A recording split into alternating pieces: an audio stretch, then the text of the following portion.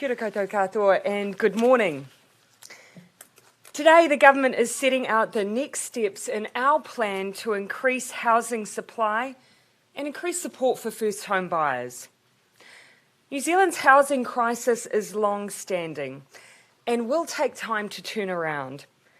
There is no silver bullet, which is why today's suite of measures sit alongside the range of initiatives already undertaken by the government, such as our significantly scaled up state house building program, reform of the RMA, and the foreign buyer ban that have all been aimed at increasing supply and tilting the balance away from speculators towards first home buyers.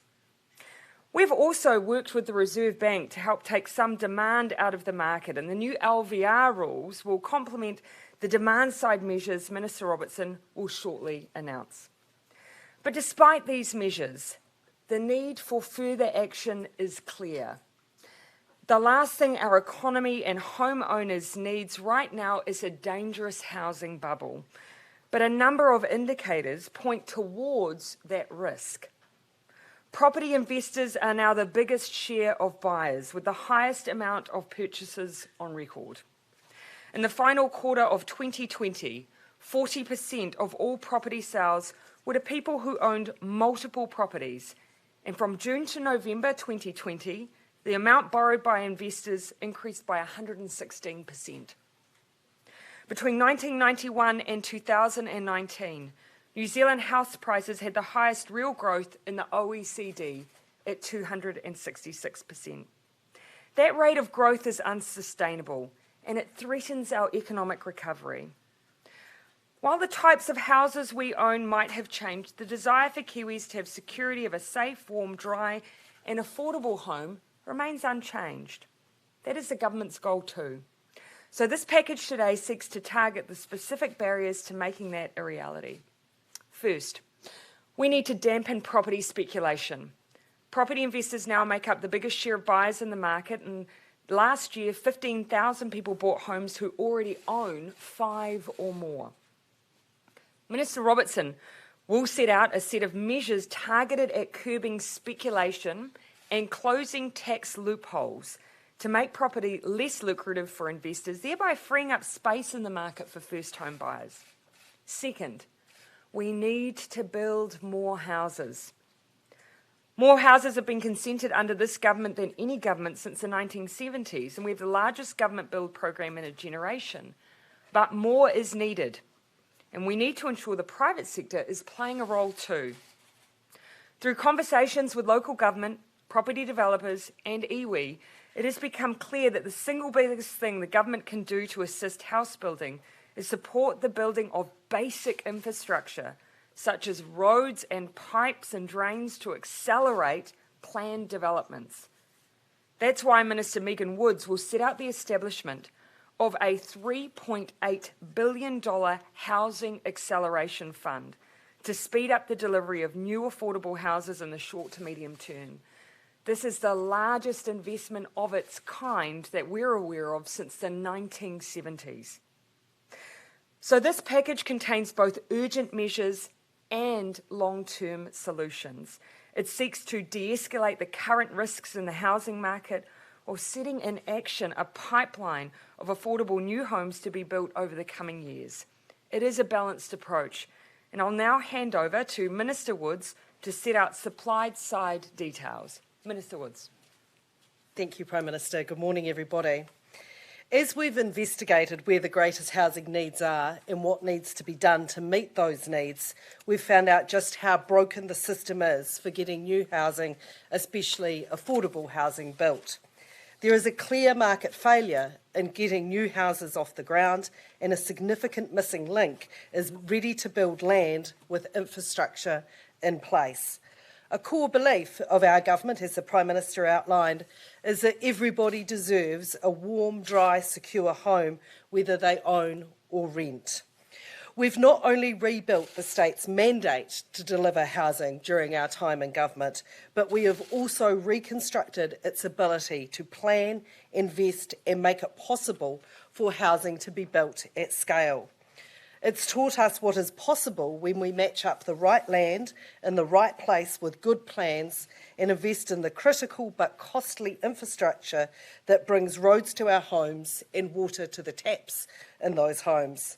Before houses can be built, particularly at the scale that we need them, this groundwork must be built and paid for. It's a stumbling block that stops developers and councils in their tracks. It makes housing more expensive and puts councils on a collision course with ratepayers. Nobody wants to pay for it at the pace that is required, and we simply have to find a way to get past this. That is why we've set up this new $3.8 billion Housing Acceleration Fund to fund infrastructure on land we own and in areas where councils can demonstrate both housing need and a willingness for momentum to increase new housing. In addition, Kāinga Ora will be making strategic land purchases to increase the pace, scale and mix of housing developments, including more affordable housing and rental options. We're also responding to rising housing prices to give first homeowners a leg up onto the property ladder, with changes to income caps on our first home products and to regional price caps. This package we're releasing today is unique. Not only does it bring together demand and supply measures, but for the first time since around the 1970s, it brings land and infrastructure investment together and integrates these measures. This package will accelerate the building of new houses in the right place where it's needed most. And I'll now hand over to Minister Robertson to detail the demand-side measures. Kia ora, tēnā koutou katoa. For me, today's announcement is about starting to tilt the balance back to first home buyers and away from speculators. House price increases of the magnitude that we have seen in recent months are not only harmful to affordability, but excessive volatility also can represent a future risk to economic stability. Housing bubbles are unstable by their very nature, and we cannot afford to put the current economic recovery at risk by allowing house prices to spiral out of control. As the Prime Minister has said, there is not one single solution to the housing crisis. It has to be tackled by a range of measures, some led by the government, others by the Reserve Bank, and others by local government and other players in the housing market. One lever that the government does have is on the demand side and through our tax system. So today we are announcing that we will double the Bright Line test originally brought in by the National Party from 5 years to 10 years to reduce the attractiveness of flipping residential homes to speculators. As is already the case, this will not apply to the family home. The average house in New Zealand is owned for 7 to 8 years. Extending the Bright Line test for existing properties to just beyond this mark will capture more speculative investment while protecting investors who have just a single investment property, in effect for many of them as a form of retirement savings, and these properties are often held for longer periods. We are also encouraging the building of new homes by making new builds exempt from the extension of the Bright Line test. The Bright Line extension will apply to property acquired after 3 full working days from today. That is, to be clear, property acquired on or after the 27th of March 2021. We're giving this window in particular recognition to those who are partway through an offer process on a property and to ensure that everyone is aware of the changes we're making. The government is also tidying up a couple of aspects of the operation of the Bright Line test. In particular, creating a mechanism for what happens when there is a change of use of a property, and including properties used as short stay accommodation which are not the place of residence of the owner. A law change is required to make the Bright Line changes, with a supplementary order paper added later today to the annual rates bill, which will be passed under urgency. We have taken this move in response to the rapid escalation in house prices in the last few months. Throughout 2020, and as late as the Treasury's pre-election fiscal update in September last year, we were being advised that house prices would fall as a result of COVID-19, and we were preparing policy in that context. The opposite has occurred, and we have signalled for some time that we now need to take action such as this to respond to the unsustainable house price situation the country now faces. We are also announcing today that the government is ending a tax loophole that favours investors over first home buyers in order to give Kiwis a better shot at owning their own home. Property investment is often funded through large mortgages, with investors allowed to write off interest costs against the income they make from the property, so-called interest deductibility. However, this deduction is not available to homeowners. This loophole has contributed to more speculative demand, which has pushed up house prices. Cabinet has agreed to remove the ability for future property investors to deduct interest expenses from their taxable income. The loophole is also being phased out for existing investors over a 4-year period to give owners time to adjust to the removal of this loophole. I reiterate again, none of these changes affect the family home. Cabinet will consult on the implementation of the deductibility policy, including how to allow new builds in regard to removing the loophole, and given our goal to encourage more new investment in supply.